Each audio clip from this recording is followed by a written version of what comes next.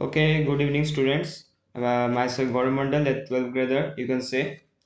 So today we're going to start the living world, which is the first chapter of class 11, and it is considered the one of the easiest chapter you can say in class 11. So the basic first thing I want to say that all the plants and animals that you see around you are linked to each one another in a particular system, so they can be termed as biodiversity because we have diversified plants and animals in our ecosystem. So till class 10, you have learned a lot of about these living organisms, their types, basic characteristics, etc. So today we are going to learn about the naming of the living organism. Till class 11, you have different. This question might have struck you, like what there might be any science that used for the naming of living organisms. So the process of naming of living organism is known as nomenclature. It nomenclature is there is a particular organization who actually provides this nomenclature, such as International Code of Botanical Nomenclature (ICBN), International Code of Zoological Nomenclature (ICZN), and there is one more. There is a lot in fact.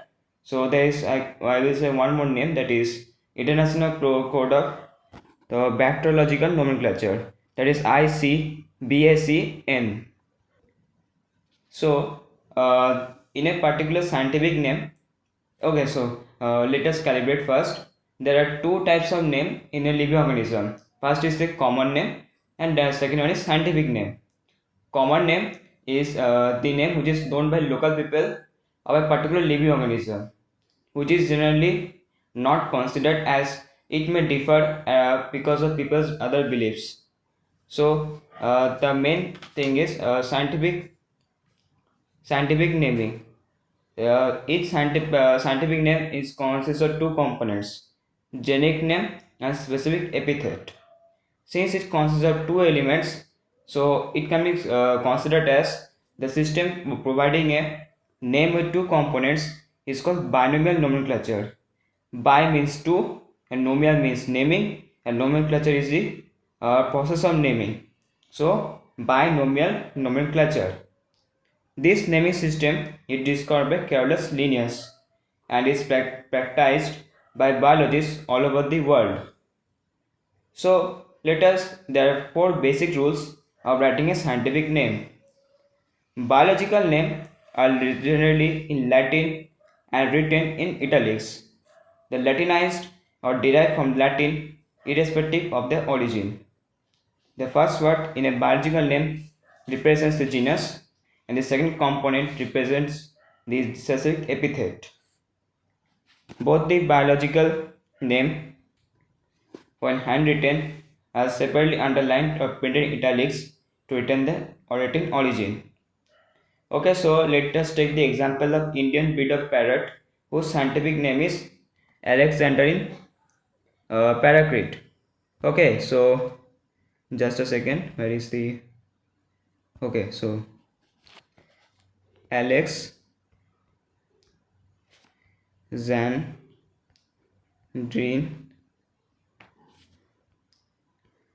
parakeet.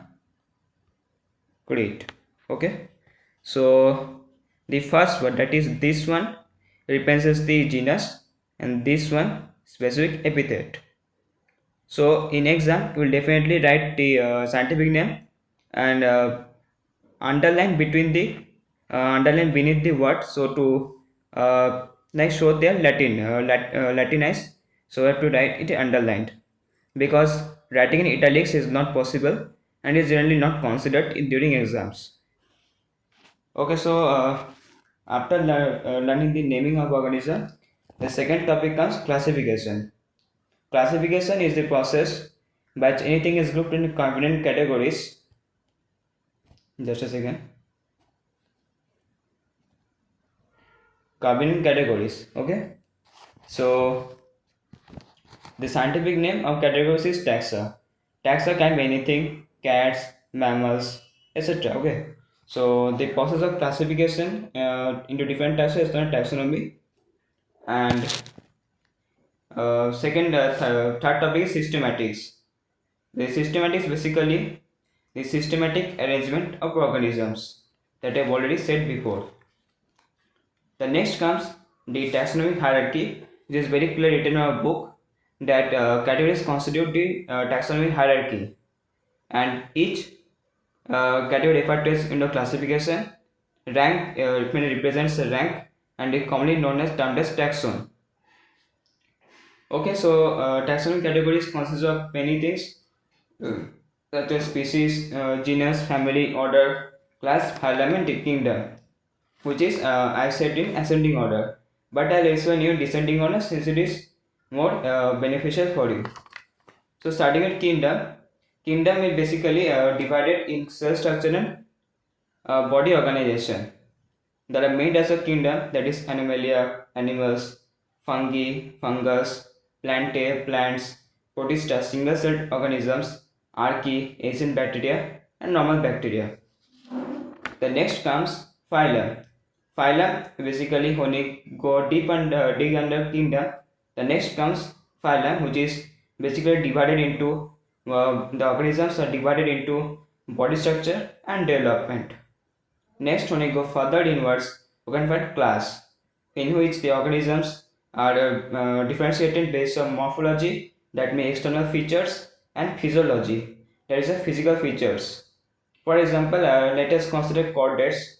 So, if you don't know what is chordates, so chordates contain a notochord in the dorsal side, means the outer side of living organisms.